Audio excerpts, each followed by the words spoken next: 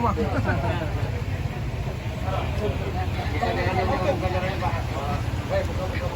diapa-apa. Yang pertama dulu. Jalan. Jangan kebakasan. Mari jalan. Jalan ke depan. Ya, jalan.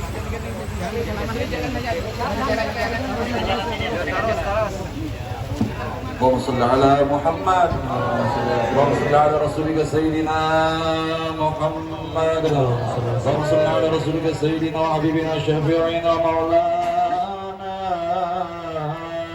محمد.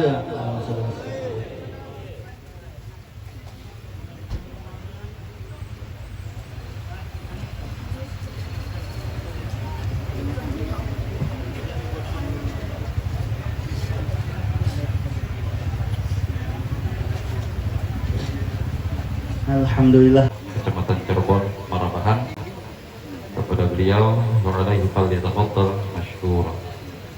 Allahumma shalli ala sayyidina Muhammad.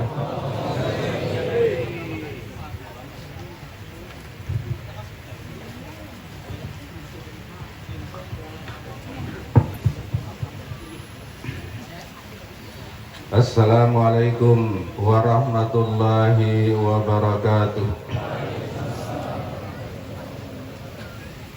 A'udzu billahi minasy syaithanir rajim. Bismillahirrahmanirrahim. Alhamdulillahi rabbil alamin. Wa bihi nasta'inu ala umurid dunya waddin. Asyhadu an la ilaha illallah wahdahu la syarika lah. Al-Malikul Haqqul Mubin. Wa asyhadu anna sayyidana Muhammadan abduhu wa rasuluh. المبعوث رحمة للعالمين. اللهم صل وسلم وبارك على سيدنا محمد الأمين وعلى آله وأصحابه أجمعين. أما بعد فقد قال الله سبحانه وتعالى في القرآن العظيم وهو أصدق القائلين أعوذ بالله من الشيطان الرجيم. يرفع الله الذين آمنوا منكم والذين أوتوا العلم درجات. وقال رسول الله صلى الله عليه وآله وسلم إذا مات ابن آدم انقطع عمله إلا من ثلاث صدقة جارية أو علم ينتفع به أو ولد صالح يدعو له. صدق الله العظيم وصدق رسوله النبي الكريم ونحن على ذلك من الشاهدين والشاكرين والحمد لله رب العالمين. سبحانك لا علم لنا إلا ما علمتنا إنك أنت العليم الحكيم وتب علينا إنك أنت التواب الرحيم ولا حول ولا قوة إلا بالله العلي العظيم. Yang ulun muliakan para habaib, para alim ulama, guru-guru agama, para tokoh-tokoh masyarakat, pejabat pemerintah, Bapak Wakil Bupati Baritukwala, Bapak Sekda, Bapak Camat mungkin, Bapak Polsek, dan yang lain-lain yang tidak bisa ulun sebutkan satu persatu, namun tidak mengurangi hormat dan ta'zim ulun kepada pian semua. Para hadirin hadirat majelis haul yang dirahmati dan dimuliakan Allah Subhanahu wa taala. Alhamdulillah wa syukurulillah. Sama-sama kita memuji dan bersyukur kehadirat Allah Subhanahu wa taala yang senantiasa melimpahkan rahmat dan karunia-Nya kepada kita. Sehingga alhamdulillah pada hari ini, pada saat ini kita dikumpulkan oleh Allah Subhanahu wa taala di tempat ini dalam rangka memperingati haul ayahanda Haji Muhammad Syahdi. Dan mudah-mudahan acara dan peringatan yang kita laksanakan pada hari ini diridai oleh Allah Subhanahu wa taala diterima oleh Allah Subhanahu wa taala sebagai amal ibadah. Amin ya rabbal alamin. Salawat dan salam semoga senantiasa tercurah terhadap junjungan kita Nabi besar Muhammad sallallahu alaihi wasallam, keluarga beliau, sahabat beliau dan pengikut-pengikut beliau sampai akhir zaman. Bapak-bapak, ibu-ibu, hadirin hadirat yang dimuliakan dan dirahmati Allah Subhanahu wa taala. Pada hari ini kita berkumpul untuk memperingati haul dari seorang guru agama yang di masa hidup beliau mengajarkan kepada kita kebaikan, yang di masa hidup beliau mengajarkan kepada kita ilmu-ilmu agama Islam yang kita cintai.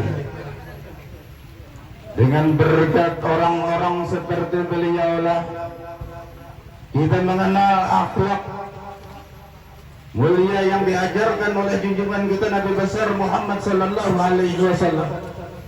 Kita mengenal tentang kemuliaan Islam, kita mengenal tentang hukum-hukum Islam yang semua itu mengajarkan kebaikan kepada kita.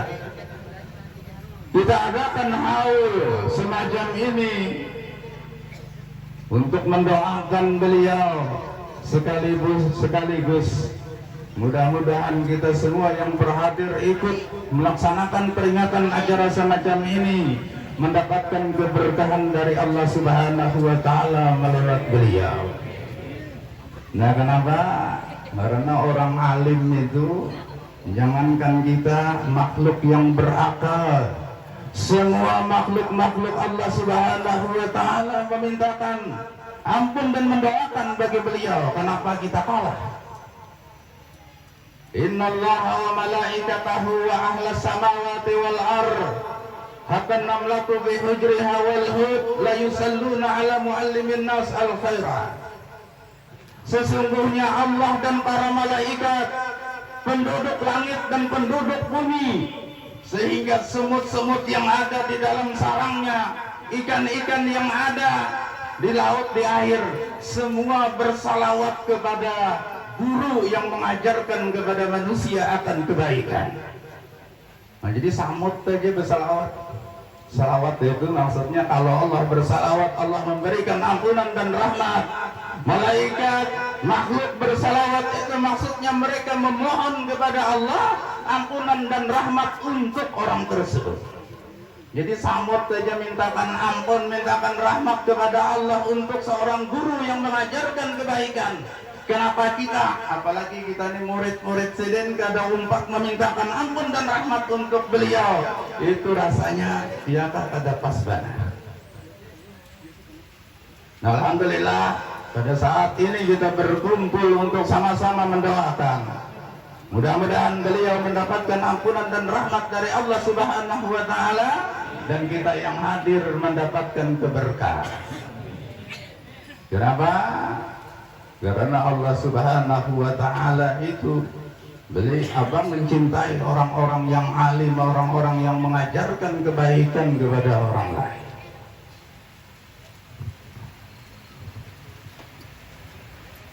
Jasa-jasa para ulama itu memang sangatlah luar biasa untuk umat manusia khususnya, sehingga dikatakan laulal ulama lakanna nasu kal bahaim.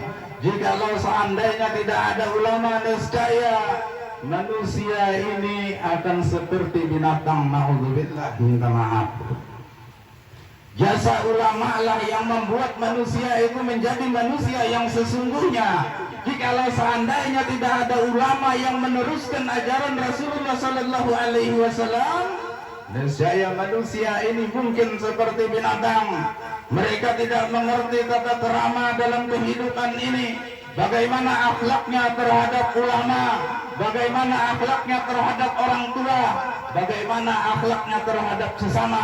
Ini kada paham. Kayak binatang itu, nah, bina jaga-jaga sedikit, kuitannya gini bintihnya. Ya, nah ini nang ada kisah, anak kuitan ditempeleng, luput benar kalian di kam tuh, ada bang mana luputnya tuh, terpelanting tuh biasa din, ya, telak benar tanah. Itu gara-gara apa? Kada paham terhadap ajaran agama. Ulama lah yang mengajarkan kepada kita bagaimana kita harus berbakti kepada orang tua, bagaimana kita harus menghormati, memuliakan para ulama, bagaimana kita harus berbuat baik terhadap sesama. Nah ini tidak bisa dipungkiri jasa ulama. Sehingga Nabi kita Muhammad sallallahu alaihi wasallam memerintahkan kepada kita, akrimul ulama bainahum indallahi kurama. Muliakanlah para ulama karena sesungguhnya mereka memang adalah orang-orang mulia di sisi Allah Subhanahu wa taala. Artinya kalau kita memuliakan ulama itu perbuatan tidak salah, pas saja sudah. Karena kita memuliakan orang yang memang dimuliakan oleh Allah Subhanahu wa taala.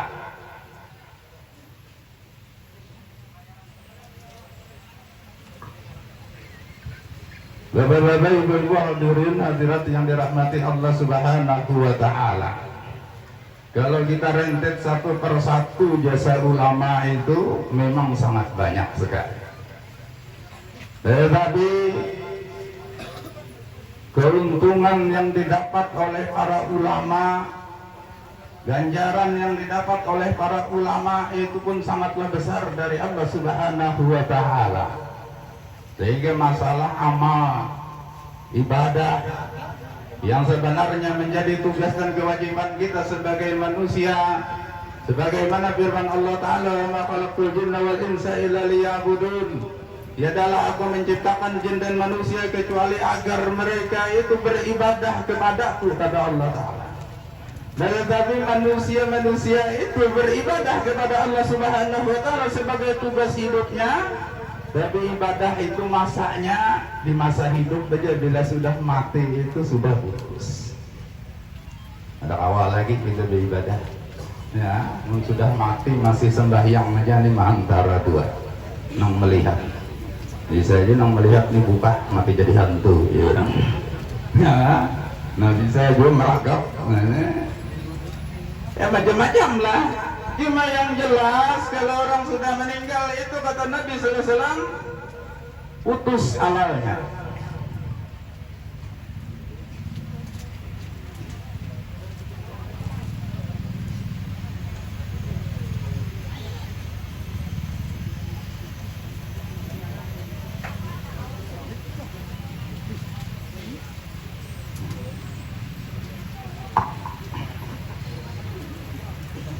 Nah kalau orang sudah meninggal putus amalnya, sebagaimana dikatakan oleh Rasulullah Sallallahu Alaihi Wasallam, "Idza mata ibnu Adam inqata'a amaluhu illa min salasin." Apabila anak Adam manusia itu sudah meninggal dunia, maka putuslah amalnya kecuali dari tiga. Orangnya memang sudah tidak beramal lagi, tapi hasil dari apa yang diamalkannya selama hidup ini akan terus berjalan. Pahalanya akan mengalir ke dalam kuburnya. Yang pertama kata Nabi Sallallahu Alaihi Wasallam, sedekah jariyah, sedekah jariyah, sedekah yang selalu mengalir pahalanya. Nah, ini sedekah jariyah ini ada ulama mentafsirkan itu maksudnya adalah wakaf. Jadi orang berwakaf untuk membangun pondok pesantren misalnya, selama pondok pesantren itu aktif dalam kegiatan belajar dan mengajar, yang mana pahala belajar mengajar ini sangat besar sekali, maka orang yang berwakaf itu akan terus mengalir pahalanya ke dalam kubur meskipun orangnya sudah meninggal dunia. Atau dia berwakaf untuk pembangunan masjid, langgar, mushola dan sebagainya sebagai tempat ibadah. Selama tempat ibadah itu digunakan masih aktif beribadah di sana, sembahyang 5 waktu berjamaah misalnya, ada kegiatan-kegiatan keagamaan di dalamnya, maka orang yang berwakaf itu akan terus mendapatkan pahala dari pahala yang didapat oleh orang yang beribadah di dalamnya. Nah maka dari itu sisihkanlah sebahagian harta untuk membantu kegiatan-kegiatan agama atau tempat-tempat untuk melaksanakan kegiatan-kegiatan agama, karena tidak akan rugi selama-lamanya, kita bahkan akan untung untuk selama-lamanya, sampai mati pun kita akan terus mendapatkan itu. Wa anfiqu mimma razaqnakum, infakkanlah sebahagian dari harta yang kami berikan kepada kalian, kata Allah. Ini Allah ada minta semua, ambil sebahagian aja. Nah, tapi Allah mengunya ini harta itu aku yang memberi, jadi Allah Ta'ala itu jangan lupa. Ini bilanya kita kada ingat bahwa harta kekayaan itu pemberian dari Allah Subhanahu wa Ta'ala, biasanya kita akan sayang pelit lah, mungkin benar. Seperti apa yang pernah terjadi pada seorang yang kaya raya di zaman Nabi Musa alaihissalam, namanya Qarun. Di sini adalah ngarang Qarun. Karung ada ya kan, Qarun. Nah, Qarun itu diberi kekayaan oleh Allah Subhanahu wa Ta'ala, tapi dia pelit, engken. Nah, sampai Nabi Musa dan orang-orang yang beriman itu mengatakan kepada Qarun, wa batagi bima ataqallahu daral akhirata wa la tansa nasibaka minad dunya wa ahsin kama ahsanallahu ilaika wa la tabghil fasada fil ard innallaha la yuhibbul mufsidin. Wahai Qarun, coba harta kekayaan yang engkau miliki itu gunakan untuk mencari kebahagiaan di akhirat, mencari kesenangan di akhirat.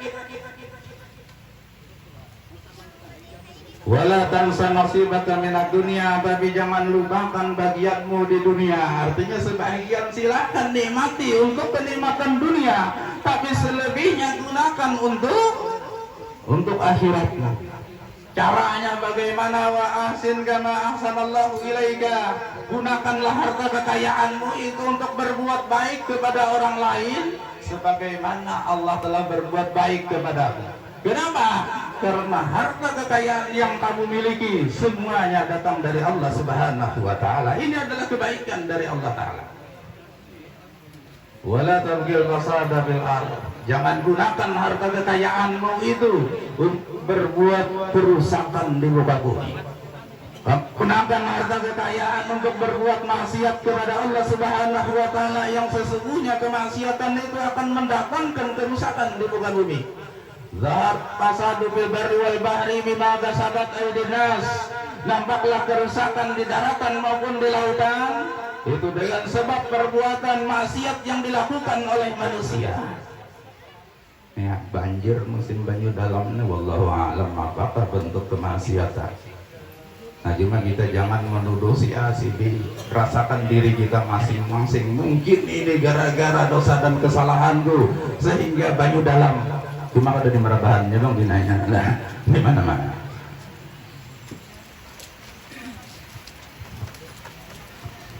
Nah, jadi wala tabghil fasada fil ardh innallaha la yuhibbul mufsidin, karena sesungguhnya Allah tiada mencintai orang-orang yang suka berbuat kerusakan. Tapi ngarannya Qarun tetap mengaras. Ya. Aku kata mau berbagi lawan orang itu ada alasannya, ajar Qarun. Kenapa?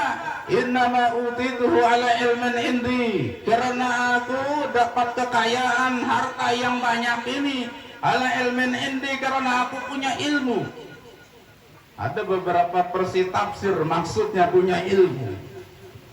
Qarun itu dalam riwayat adalah orang kedua yang hafal kitab Taurat sesudah Nabi Musa alaihissalam. Mau ada kegampangan hafal kitab Taurat tuh, cuma Quran belum ada waktu itu kan, Quran Taurat. Jadinya meraksa dan kekayaan itu karena memang dia adalah orang alim yang menghafal kitab Taurat, dan cuma 2 orang menghafal, itu Nabi Musa lawannya. Itu satu tafsir. Nah, jadi kita ini alim atau apapun lah, hafal Quran misalnya, hafal hadis dan sebagainya, nah itu belum tentu juga lagi kita berhak mendapatkan kenikmatan dari Allah Subhanahu wa Ta'ala. Andai kata kita diberi, maka itu semata-mata anugerah dari Allah, bukan hak kita, karena pemberian dari Allah Subhanahu wa Ta'ala. Nah, cuma biar kata berhak diberi orang terima kasih benar. Hanya bila merasa berhak diberi orang pada tapi terima kasih. Hak aku juga jagung ambil. Ya. Nah, ada riwayat yang menyebutkan tafsir innama utituhu ala ilmin indi, aku diberi kekayaan ini karena aku punya ilmu, maksudnya aku punya ilmu kepintaran dalam berusaha, kecerdasan dalam berusaha. Bahasa kasarnya bagian nikam ini nanang kada sugih ini kada pintar berusaha. Jadi merasa kepintaran. Ya bolehlah secara zahir seperti itu. Namun kalau ada pertanyaan siapa yang memberikan kecerdasan dalam berusaha, siapa yang memberikan petunjuk usahanya ini, itu Allah Subhanahu wa taala semua. Soalnya kita ini pengalaman banyak juga mencoba usahanya luput biar gelar doktor, profesor, insinyur, apa pintarnya rancak aja luput dia usaha. Kenapa tanpa petunjuk daripada Allah tetap sederhana?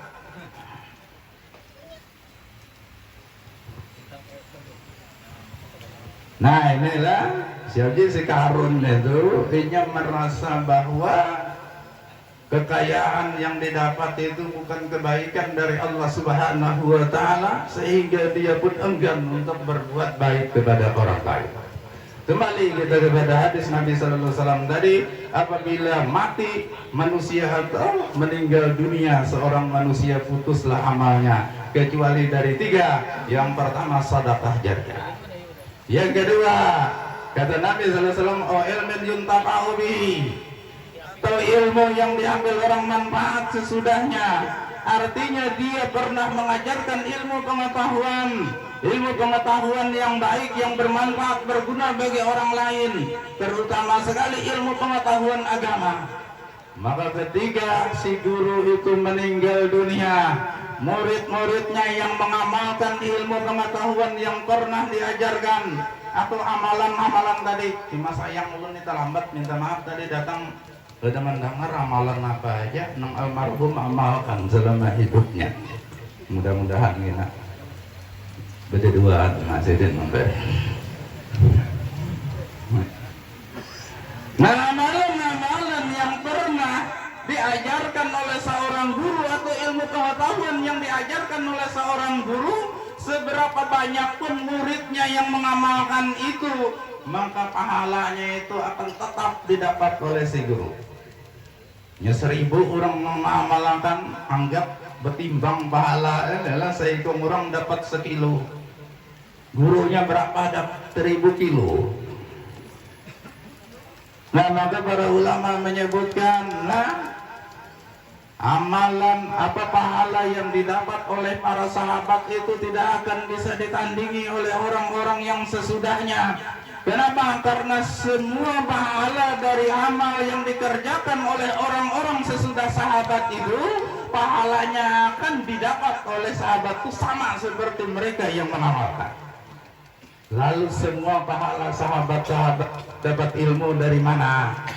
Dari Rasulullah Sallallahu Alaihi Wasallam. Maka semua pahala-pahala yang diamalkan dari amalan umat ini itu akan didapat oleh Rasulullah Sallallahu Alaihi Wasallam. Maka Nabi kita Muhammad Sallallahu Alaihi Wasallam itu adalah manusia yang umatnya paling banyak di antara para nabi dan rasul yang lain. Hingga dikatakanlah Nabi Muhammad afdalul khalqi alal itlaq.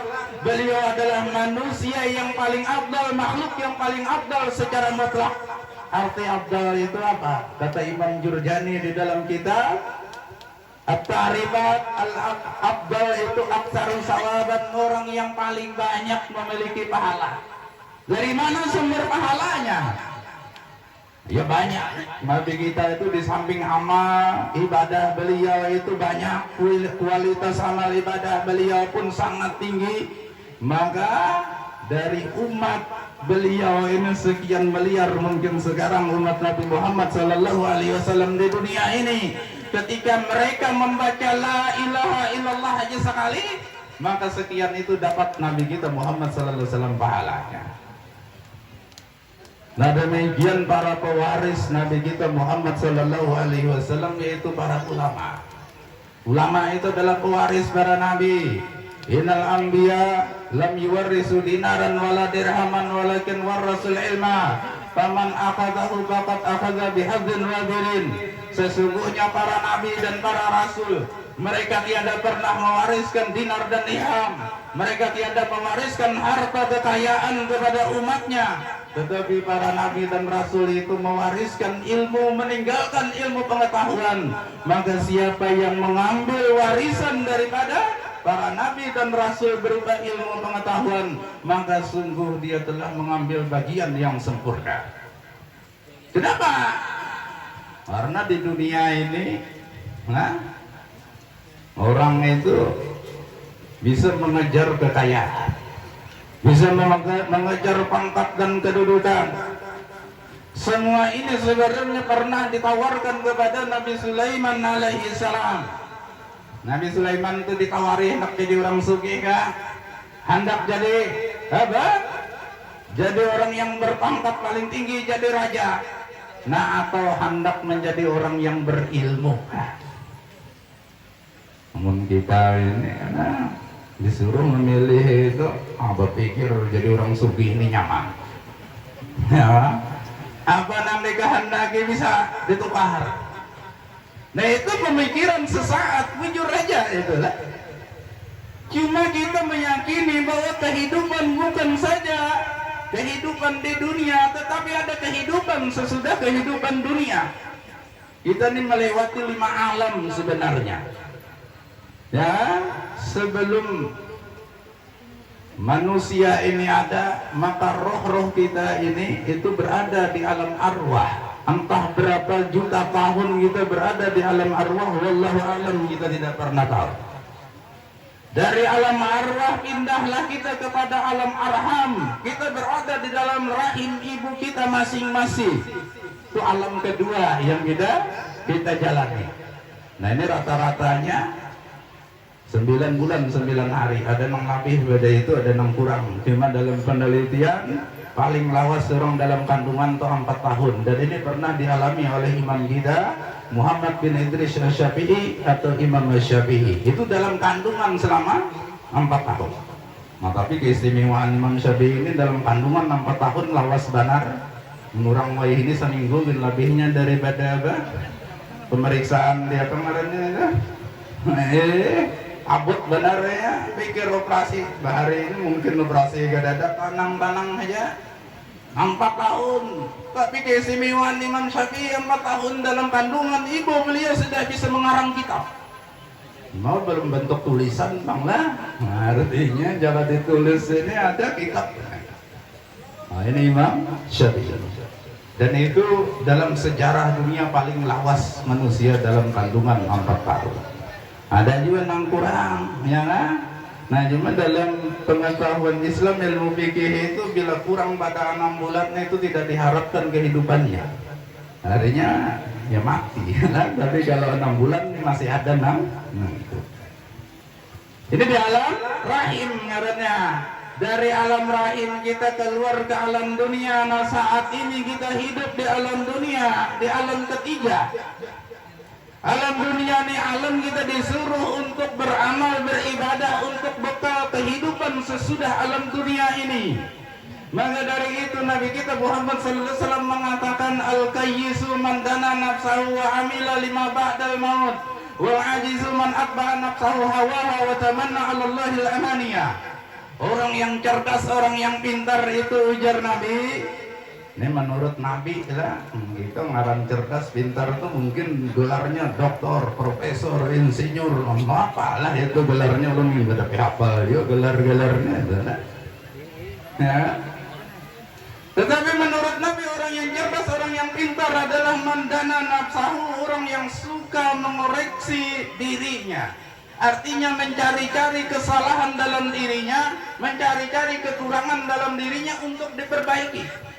Semua orang punya kekurangan, semua orang punya kesalahan. Tapi kalau kita tidak peduli dengan kekurangan dan kesalahan kita, selamanya kita berada di dalam kekurangan dan kesalahan tersebut. Tapi kalau kita mau mencari mengoreksi diri, maka kita tahu inilah kekuranganku, inilah kesalahanku, maka kita belajar untuk memperbaiki itu. Kayak rumah aja bina miris, inilah hari musim hujan nenek dicari di mana mirisnya, kembali ambil selesai. Pada tahu nih om rumah aku miris, ya tahu aja di mana aja mirisnya ada berduli ya selamanya bila hujan kemirisan lah. Nah. Wa amila ba'dal maut, yang kedua tandanya orang cerdas itu dia beramal untuk kehidupan sesudah mati. Ini amalnya di dunia ini bagaimana caranya supaya imbah mati gena dia akan mendapatkan manfaat dari itu. Dan inilah orang cerdas. Jangan sampai beramal cuma sebatas untuk kehidupan dunia. Tidak bisa lagi kita menikmati amal itu sesudah kita mati. Nah ini ngarannya kita pada cerdas. Ini nabi nama dahapan lain ulun nak. Nah sebaliknya wal ajizu, orang yang lemah akalnya, atau bahasa kasarnya itu kada cerdas lebih kasar lagi bunga. Ya kita ini disambat orang bunga sarek benar. Tapi bila pada akan orang kada pintar tak kurang sareknya. Padahal pada pintar loh bunga lo tak kurang. Ya. Jadi orang yang lemah akalnya, orang yang tidak cerdas itu ujar Nabi, orang yang suka mengikuti keinginan hawa nafsunya. Apa yang diinginkan oleh nafsu dituruti, dikabulkan, maka ini orang tidak cerdas. Kenapa? Karena bila mengikuti hawa nafsu maka dijamin orang ini akan celaka. Karena hawa nafsu sudah dikatakan di dalam Al-Quran, innan nafsa la'ammaratun bisu, sesungguhnya nafsu itu menyuruh orang, mengajak orang untuk selalu berbuat jahat. Kalau kejahatan yang kita lakukan, maka ya kan resiko kita akan mendapatkan keburukan di hati. Ini rumusnya balasan dari Allah Subhanahu wa Ta'ala itu sesuai dengan apa yang kita lakukan. In khairan fa khairun wa in syarra fa syarrun. Jikalau apa yang kamu lakukan itu adalah kebaikan, maka balasan dari Allah Ta'ala pun kebaikan. Tapi apa yang kamu lakukan itu adalah kejahatan, maka balasan dari Allah Subhanahu wa Ta'ala pun akan menjadi sesuatu yang buruk bagimu.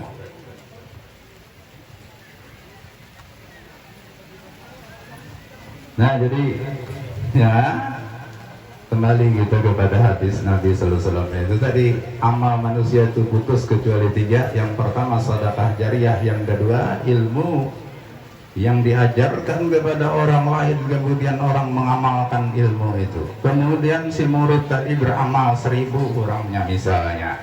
Nah, si murid ini mengajarkan lagi kepada muridnya, maka gurunya yang pertama tadi dapat lagi lah. Sampai berapa generasi pun ilmu pengetahuan itu diturunkan, maka guru pertama tadi akan terus mendapatkan pahala, aliran pahala dari orang-orang yang mengamalkan ilmu pengetahuan yang pernah beliau ajarkan itu.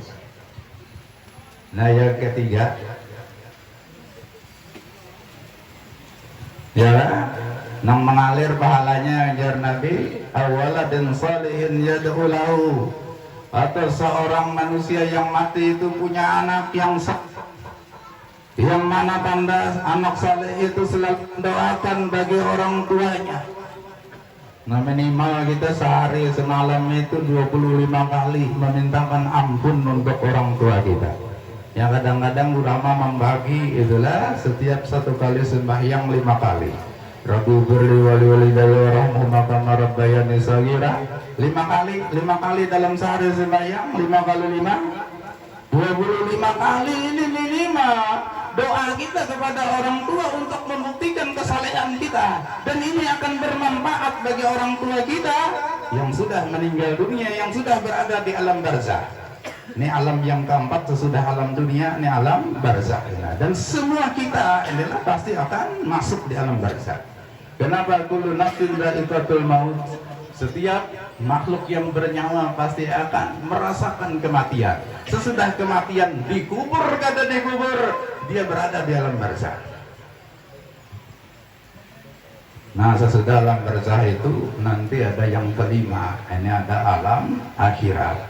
Nah alam akhirat ini lah Ini alam daru jaza ngarannya, alam di mana kita mesti mendapatkan ganjaran dari apa yang pernah kita lakukan selama hidup di dunia. Kalau di alam barzah tadi, nah itu mukadimahnya ya dulu. Karena kubur itu jar Nabi imma raudatun min riyadil jinan wa imma hufratun hubarin niran. Kubur itu antara dua, bisa menjadi kebun surga, bisa juga menjadi jurang neraka, tergantung amal perbuatannya. Cuma andai kata orang diberi kenikmatan dalam kubur, tidak sepol nikmat yang akan diberikan Allah di dalam surga nanti. Andai kata orang diberi siksa di dalam kubur, tidak seberat siksa di dalam neraka nanti. Nah, jadi ini model gambarannya aja dulu di alam barzah. Nang iyanya bujur gina itu alam akhirat. Di mana di akhirat tuh fariqum bil jannah wa fariqum fis sa'ir, sekelompok orang ada yang masuk surga, kelompok lain ada yang masuk neraka. Mudahan kita semua tergolong kelompok yang masuk surga. Nah ya, nah cuma itu spesial menerima balasannya lagi di dunia inilah negeri kita beramal. Nah, sehingga dikatakan ad-dunya mazra'atul akhirah, dunia ini tempat bercocok tanam untuk panen mengatangnya kita di akhirat. Nah, apa yang kita kerjakan di dunia ini nanti di akhirat kita akan terima. Ya tadi in khairan fa khairun wa in syarra fa syarrun. Jika apa yang kita lakukan adalah kebaikan, maka di akhirat nanti kita akan mendapatkan kenikmatan yang tiada terhingga dari Allah Subhanahu wa taala. Ditempatkan ke dalam surga, dimasukkan ke dalam surga mala ainun ra'at wa udhunun sami'at wa la khatara ala qalbi bashar. Gambaran surga itu tidak pernah lagi kita melihat di dunia, tidak pernah kita mendengar tentang keindahan, tidak pernah kita membayangkan tentang satu keindahan kenikmatan. Faktanya surga itu lebih baik dari apa yang pernah kita lihat, apa yang pernah kita dengar, apa yang pernah kita bayangkan. Nah beda lawan di dunia ini, hanya kayak aja ya. Faktanya itu jauh di bawah dari hayalan kita. Ada namanya berbini am, ya. Ada apa? Ini gak ada jujur nih, kira-kira ada ini masukan mengaku. Maya bila bini ampat nyaman benar. Malam anu lon bini anum ini dibagi sudah mahnya. Sekali bebujuran bini ampat kada ada nyamannya, ada karuan guring. Datang ke sini dikuracak bini, datang ke sini dikuracak bini. Nah, hayalan nyaman benar. Itulah hayalan dunia. Faktanya itu selalu di bawah dari apa yang kita hayal. Tetapi ketika kita menghayal tentang kenikmatan surga, maka ketika kita masuk surga kena, hayalan kita itu ternyata jauh di bawah dari kenyataannya. Namun sampai kita kepingin juga masuk surga ini, sadangnya masuk sambang lehon. Ya.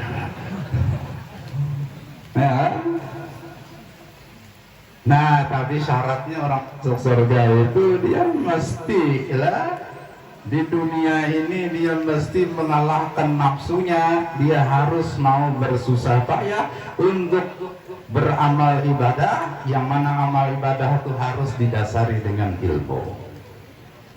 Jadi Sayyidina Ali manzana anahu dakhala jannata bighairi juhdin bahwa mutamannin.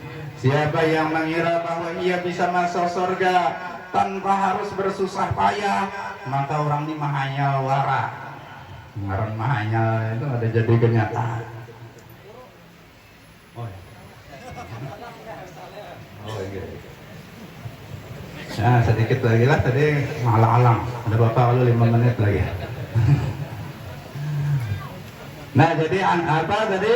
Nah, dipaksa diringkas ya. Nah, jadi putus sama kecuali yang pertama dari sedekah jariah, yang kedua ilmu pengetahuan yang diajarkan, yang ketiga punya anak yang mendoakan. Nah, kata para ulama, 3 macam ini sesungguhnya dimiliki oleh ulama. Kenapa? Karena urusan bersedekah, ulama lah orang yang paling aktif dalam bersedekah. Apa yang disedekahkannya sesuatu yang paling afdal. Karena sedekah itu tidak terbatas duit aja, tidak terbatas harta aja. Tetapi Nabi SAW mengatakan afdalus sadaqati Ya tak? Sedekah yang paling afdal itu yaitu ayat ta'allamar mar'ul muslimu ilman summa 'allamahu akhahul muslim. Sedekah yang paling afdal yaitu seseorang belajar ilmu pengetahuan, kemudian ilmu pengetahuannya itu diajarkannya kepada saudaranya yang muslim. Inilah sedekah yang paling afdal. Dan ini dimiliki oleh ulama. Kalau mengajarkan ilmu ya jelas dari ulama, saudara. Nah kemudian kalau waladin salihin yaqulahu, dia punya anak yang saleh yang selalu mendoakan untuknya. Nah ini pun dimiliki oleh ulama. Kenapa? Ulama itu bukan cuma anak kandung punya, nah, sepalih dengan isi, sepalih dengan ada anak kandung itu kan. Tapi yang jelas ulama itu punya murid-murid. Nah, murid-murid ini adalah anak-anak mereka. Yang mana murid ini bahkan aktif mendoakan guru-gurunya seperti apa yang kita lakukan pada saat ini. Entah berapa orang yang hadir di sini, semua mendoakan untuk almarhum Guru Haji Muhammad Syahdi. Mudah-mudahan doa-doa kita dikabulkan oleh Allah Subhanahu wa taala. Kita termasuk anak-anak murid-murid yang saleh, yang berbakti kepada orang tua kita, kepada guru-guru kita.